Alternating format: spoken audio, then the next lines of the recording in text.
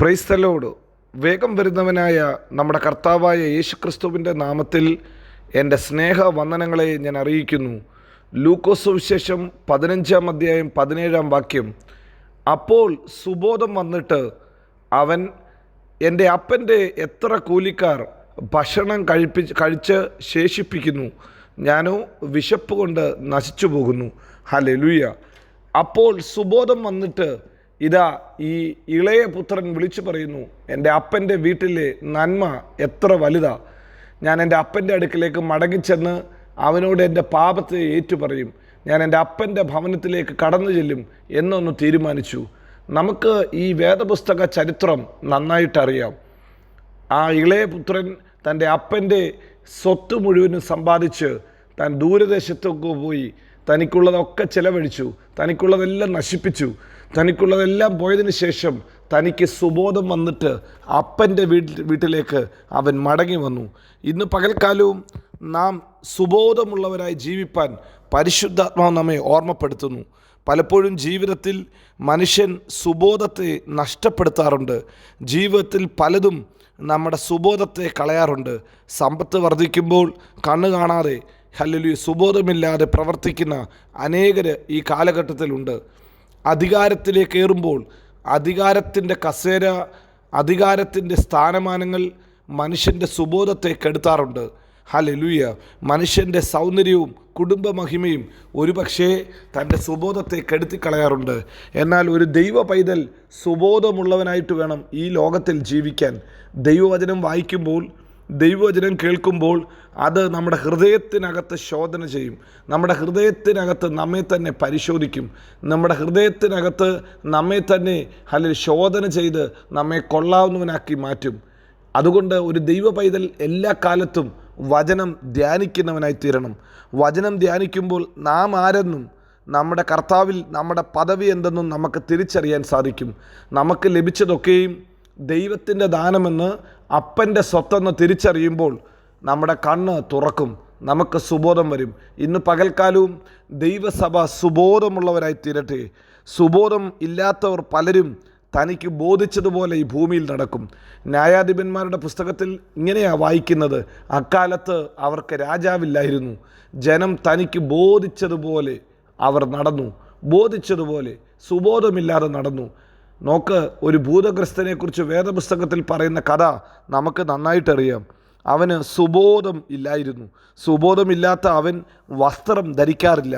Hallelujah. വസ്ത്രം ധരിക്കാതെ സുബോധമില്ലാത്തവനായി hallelujah അവൻ പാർത്തു.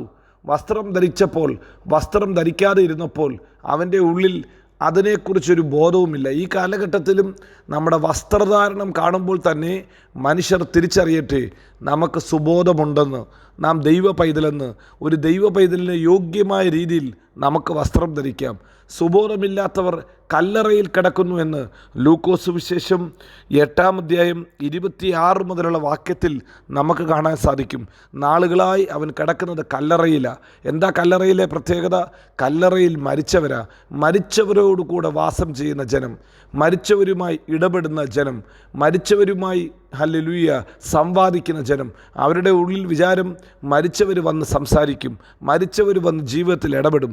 എന്നാൽ വേദപുസ്തകം പറയുന്നു, നാളുകളായി കല്ലറയിൽ കിടക്കുന്ന ഹല്ലേലൂയ സുബോധമില്ലാത്ത ഒരു മനുഷ്യൻ. എന്നാൽ നാം ആരാധിക്കുന്നത് കല്ലറയിൽ കിടക്കുന്നവനെ അല്ലല്ലോ, കല്ലറയെ ഭേദിച്ച് ഇന്നും ജീവിക്കുന്നവനായ ദൈവമത്രേ.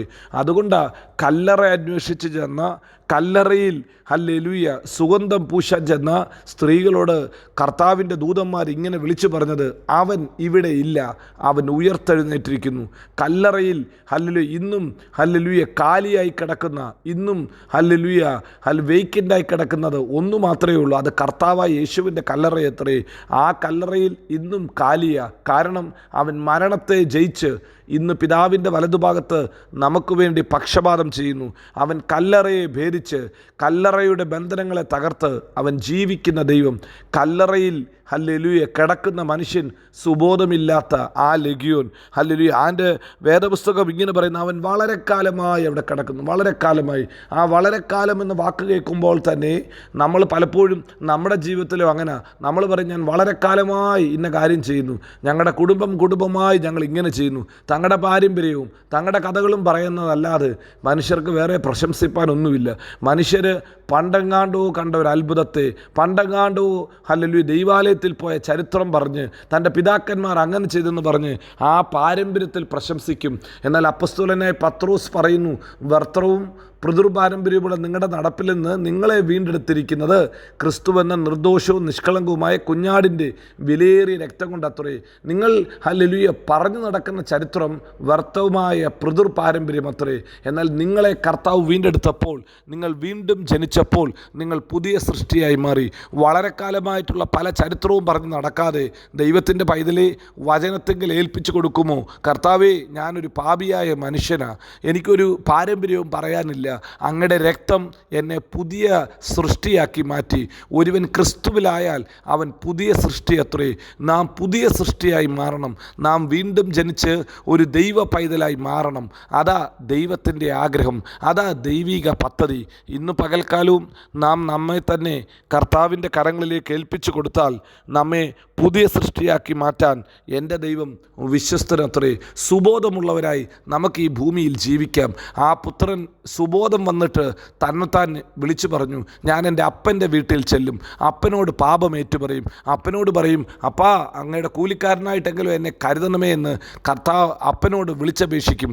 ഇന്ന് പകൽക്കാലവും ദൈവത്തോട് നിലവിളിക്കുന്ന ദൈവ പൈതലേ, നമുക്കും സുബോധമുള്ളവരായി തീരാം.